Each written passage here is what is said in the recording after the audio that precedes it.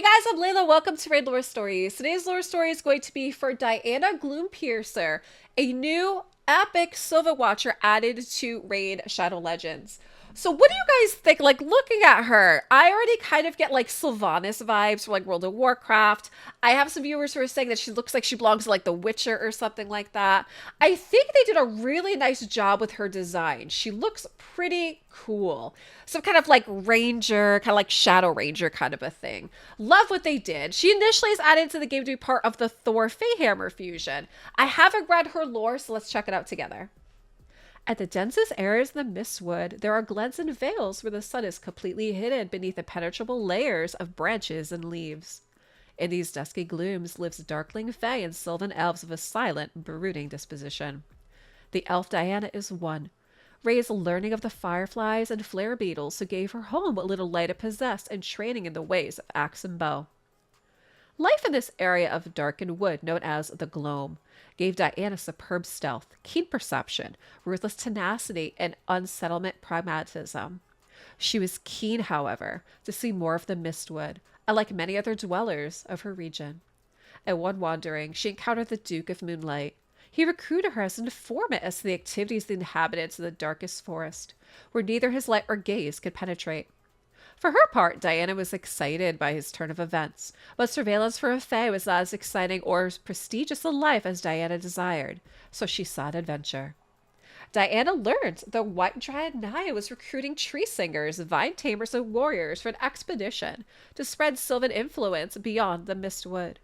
When she discovered that Naya's destination was the twisted woodland of Durham Forest, she volunteered, knowing her skills would be of use to the party. She had the Duke of Moonlight's encouragement, for having eyes and ears in Durham was no bad thing to him. The journey was arduous, beneath the unfamiliar sky, separated by many miles from the rhythm. Naya and her companions sustained a meager residual rhythm, but all longed for the day when their new Mistwood colony would create a true, strong rhythm of its own. Diana provided vital reconnaissance and, guided by strong intuition and keen senses, helped their party avoid Dark Elf patrols. To be captured by these cruel people would likely mean a fate worse than death. When the Sylvan parties settled to a suitable concealed location, Diana set up pitfalls lined with sharpened stakes, snares, and nets.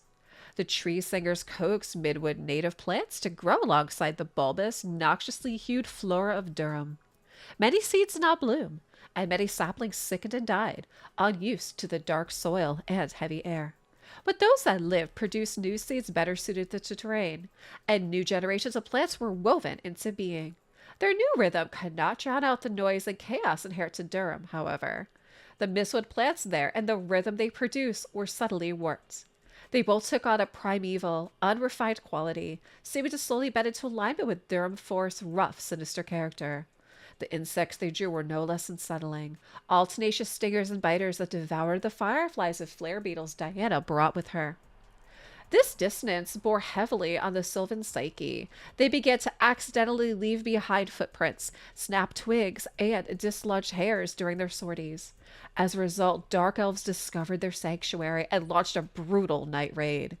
Diana rushed to defend the White Dryad and the precious plant shaper mystics. Her arrows claimed many dark elven throats and hearts that night, and her axe drank deeply of their blood.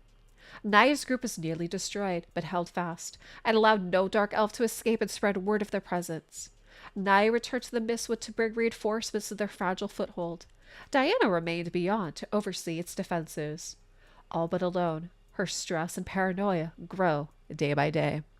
The depraved rhythm of Durham grows yet more predatory, and the shadows draw in tighter and tighter. Okay, well, I'm a bit indifferent on this story, but it kind of makes sense for how she looks. They do have her as kind of like a spy, right? I guess that's how we can see her, is that she does a lot of reconnaissance. So in some ways, I think it does fit her design, because she kind of reminds me of a character that would do that. So kind of like stealthy assassin kind of a character. But I'd love to know what you guys think. Drop me a comment down below for Dyana Gloompiercer. And guys, thanks for watching.